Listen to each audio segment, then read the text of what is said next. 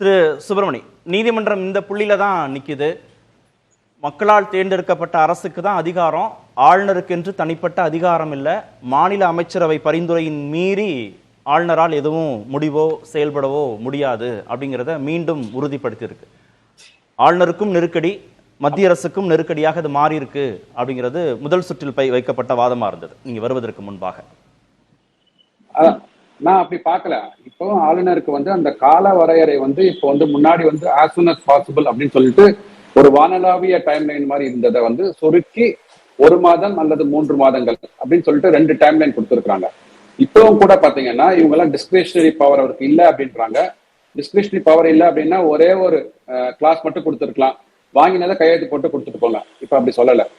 அதாவது அவர்கள் கொடுத்தார்கள் என்றால் முதல்ல அக்செப்ட் பண்ணுங்க, இல்ல ரிஜெக்ட் பண்ணி திருப்பி அனுப்பிச்சுட்டு திருப்பி மசோதா நிறைவேற்றிய பிறகு அதுக்கு அப்ரூவல் கொடுங்க, இல்லைன்னா ஜனாதிபதி அவர்களுக்கு பரிந்துரை பண்ணுங்க மேல.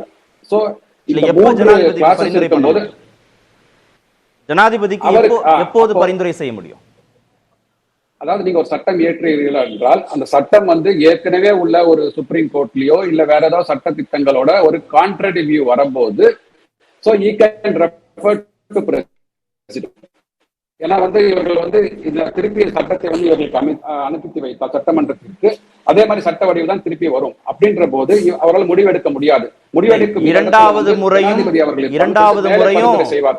இரண்டாவது முறையும் மாநில அமைச்சரவை அதே மசோதாவை அப்படியே அனுப்பினா அவர் குடியரசுத் தலைவருக்கு அனுப்ப முடியாது தானே? இரண்டாவது முறை ஆளுநர் திருப்பி அனுப்பி இரண்டாவது முறையும் மாநில அமைச்சரவை திருப்பி அனுப்புனா, எந்த மாற்றமும் செய்யாம அனுப்புனா அவர் குடியரசுத் தலைவருக்கு அனுப்ப முடியாது. ஒப்புதல் கொடுப்பதை தவிர அவருக்கு வேறு வழி இல்லை. கண்டிப்பா அதுதான், அதுக்கு இனிமே வாய்ப்பு கிடையாது. அந்த மாதிரி திருப்பி அனுப்ப மாட்டாங்க. சோ அதனால ஜனாதிபதிக்கு பரிந்துரை பண்ணுவார். அவரோட ரெக்கமெண்டேஷன்ஸ் என்ன இருக்கு, எதனால அவரால் ஒப்புதல் அளிக்க முடியவில்லை அப்படின்றத கொடுத்து ஜனாதிபதிக்கு பரிந்துரைக்கலாம். இல்ல அப்படியே அப்படி பண்ணவே முடியாது. சுப்பிரமணியன், லாஸ்ட் டிபேட்ல நீங்க இதே தான் சொன்னீங்க. இரண்டாவது முறை அனுப்புகிற வாய்ப்பையோ அல்லது மறுப்பையோ ஆளுநருக்கான அதிகாரம் இருக்குன்னு சொன்னீங்க. நாங்க சொன்னோம் இந்திய அரசியலமைப்பு சட்டம் என்ன வழங்கி இருக்கோ அதுல தான் நிக்க முடியும், அதுக்கு மேலையும் போக முடியாது கீழையும் போக முடியாது. ஒரு சட்டமன்றத்தில் இரண்டாவது முறை திருத்தியோ திருத்தாமலோ ஒரு மசோதாவை அனுப்பினால் அதற்கு ஒப்புதல் கொடுக்க வேண்டியது ஆளுநருடைய பவுண்ட் டியூட்டி, அது அவருடைய கடமை. அதை குடியரசுத் தலைவருக்கு அனுப்ப முடியாது. இது சட்டம். இந்த சட்டத்தை மீறி இருக்காரு உங்க ஆளுநர். நம்ம ஆளுநர், உங்க ஆளுநர் 8 கோடி மக்களுக்கு சங்கியன ஆளுநரை ஏத்துக்க முடியாது. அனைவருக்கும் உண்டான ஆளுநர்.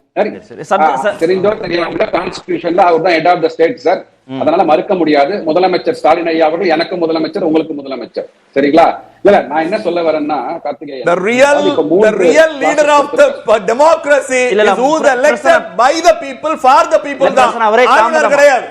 எனக்கு எங்கள் மாநிலத்துக்கு தலைவர் கருணாநிதி ஸ்டாலின் தான், ஆளுநர் கிடையாது. தாமதமா தான் நிகழ்ச்சியில வந்தார். அவருக்கு இடைவேளை போணும்.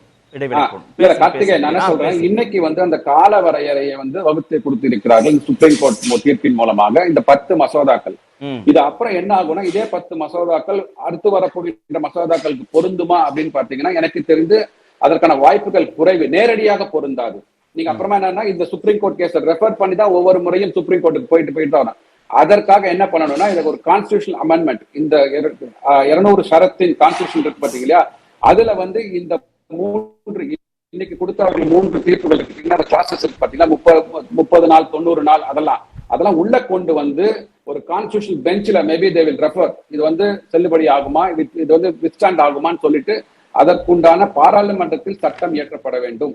அப்படின்னா தான் இது இனிமே வரப்போகின்ற மசோதாக்களுக்கு செல்லுபடி ஆகுமே தவிர இல்ல ஒவ்வொரு மசோதாக்கு என்ன பண்ணுவாங்கன்னா ஒவ்வொரு வாட்டி சுப்ரீம் கோர்ட்ல இந்த கேஸை ரெஃபர் பண்ணி போவதற்கான வாய்ப்புகள் இருக்குது.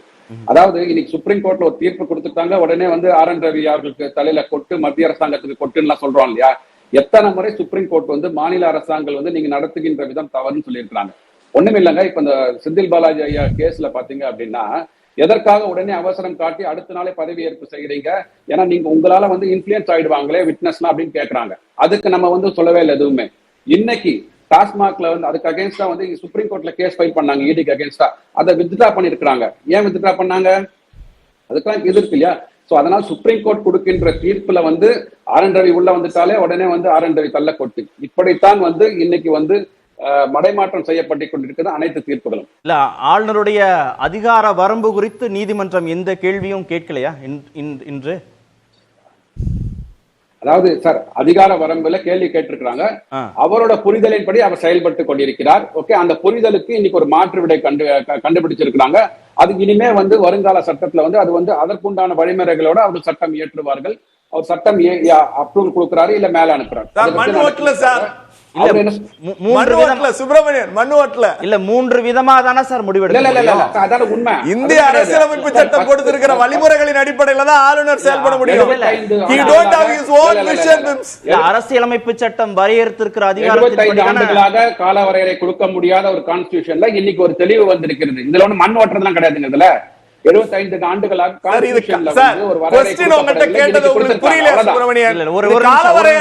காலவரையறை சம்பந்தம் இல்ல. இந்திய அரசியலமைப்பு சட்டம் சொல்லுது 2 முறை ஒரு முறை மசோதாவை திருப்பி அனுப்பி 2வது முறை அனுப்பினா அதை ஆளுநர் ஏற்றுக்கொள்ள வேண்டும். It is his duty. அதை ரிஜெக்ட் பண்ண முடியாது, ஆர் ஃபார்வர்டும் பண்ண முடியாது. அப்படி இருக்கிற சூழல்ல ஆளுநர் இங்கிலீஷ் படிக்க தெரியும், அவர் ஒரு ஐபிஎஸ், அவரு ஆன்லைன் கேமுக்கு இந்திய தமிழ்நாட்டு அரசினுடைய தலைமை அரசு வழக்கறிஞரையோ மத்திய அரசு வழக்கறிஞரையோ கேட்காம எதுக்கு எதிராக சட்டம் போடுறோமோ அந்த கம்பெனி முதலாளிகளை ஆளுநர் மாளிகையில வச்சு கூட்டம் போட்டாரா இல்லையா இந்த ஆர்.என். ரவி? அப்படிப்பட்டவர் எப்படி சட்டத்தை மதிப்பார்? அதைத்தான் கேட்டிருக்காங்க. நீ சட்டத்துக்கு உட்பட்டு நடப்பா, உனக்கு கொம்பு இல்ல, மக்களாட்சி தத்துவத்துல முதலமைச்சர் தான் தலைவர் சொல்லியிருக்காங்க. இல்ல, அரசியலமைப்பு சட்டம் யாருக்குமே கொம்பு கிடையாது. இல்ல, அரசியலமைப்பு சட்டம் வரையறுத்திருக்கக்கூடிய அதிகாரத்தின்படி ஆளுநர் செயல்படணும்ன்றத மீண்டும் உச்சநீதிமன்றம் இங்க உறுதிப்படுத்தி இருக்கு. கால வரையறை நிர்ணயம் செய்திருக்கிறது. 2வது முறையாக மாநில அமைச்சரவை ஒரு மசோதாவை திருப்பி அனுப்புனா எந்த மாற்றமும் செய்யாம அதை ஏற்றுக்கொள்வதை தவிர ஆளுநருக்கு வேறு வழி இல்லை.